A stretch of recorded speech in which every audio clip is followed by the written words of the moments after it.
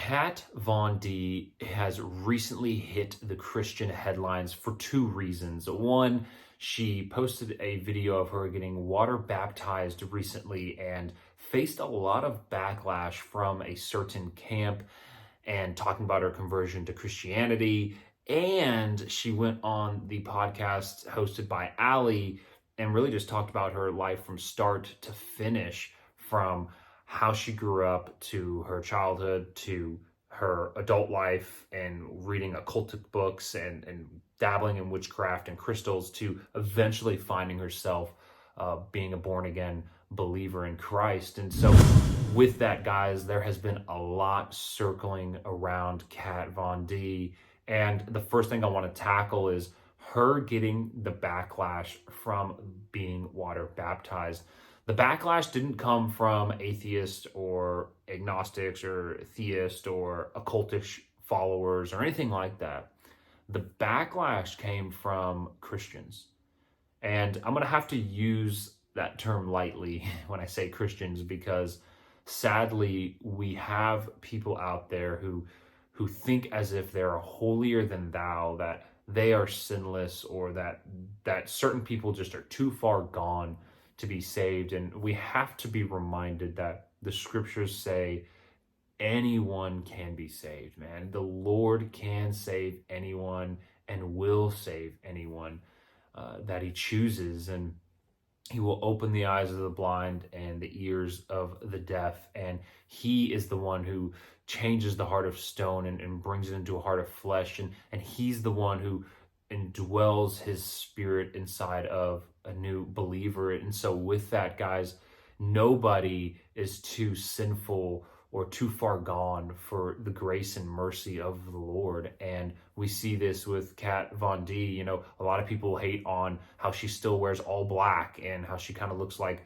a vampire, and how she's got all these tattoos and all of those things, but they're pointing all into the outward look of her instead of seeing what's inward. And when you hear Kat talking about her conversion and talking about her faith and talking about what she's doing for Christ in where she's at, it's encouraging. And that right there is the fruit. The fruit is not what we see on the outside, but it's what we see on the inside. And so we need to stop shooting our own. We need to be more joyful and rejoiceful when people do come to saving faith in Christ. And we have to be reminded that, listen, this is a process for everybody. A new convert, a new Christian is going to have to grow. And we all grow throughout our life and throughout our walk with the Lord. And we're all going through the sanctification process. But Kat's going to look a whole lot different in her Christian life as she goes throughout the years. And she's going to grow more, convictions are going to come more, all those things will work in place. But we need to stop shooting our own, and we need to look and see, is there true fruit from her? And we see that.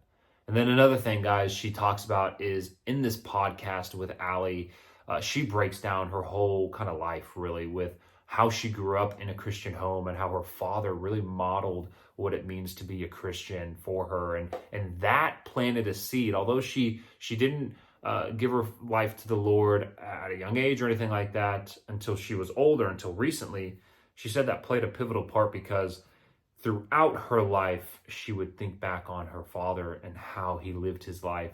And with that, guys, she did start, as she got older, found herself reading occult books and dabbling in witchcraft and tarot cards and crystals, and just going the route of spirituality that we see a lot of New Agers doing. And so with that brought a lot of brokenness and heartache for her, she said, a lot of loneliness and a lot of debt as well. So financially, she was struggling. Mentally, she was still struggling. Physically, she was still struggling. All of these things she was still struggling with, yet she's investing all of her time and effort into these occult books and witchcrafts and tarot cards and crystals and all of these good vibe feeling things that people tell you, yet it was leaving her empty. And eventually, there was a pivotal moment when the pandemic came. You know, she talks about how her husband was looking at her one day. She came downstairs and he said, "Hey, I think we have it all wrong."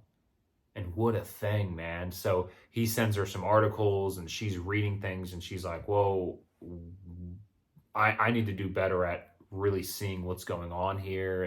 And eventually she listened to a sermon by a pastor named Jake. Can't remember his last name, but she listened to a sermon and she said that sermon really answered a lot of questions for her, and a lot of doubts that she had were now answered. And eventually that turned her to reading her Bible. And she said, with that, thinking back on her dad and how he modeled it for her. And eventually she, after reading and listening to sermons and all those things, eventually she said she gave her life to the Lord. And so did her husband. And so they've pushed away the occultist books, the tarot cards, the witchcraft, the new age stuff. They've pushed that out of their life, but they still keep their friends that they don't necessarily agree with in their life. And they're still social with them. They still talk with them, which is biblical, which we should do.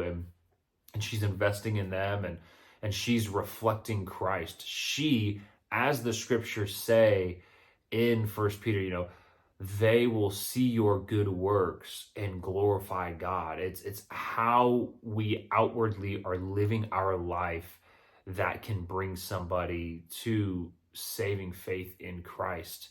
And that's exactly what she's modeling. And her husband's modeling, and we should be rejoicing over that. We should be joyful over that and not bashing on her for this new profession and faith. Give her time, be patient, be praying for her, and be encouraged that the Lord continues to pull people out of darkness and sin and bring them to the light.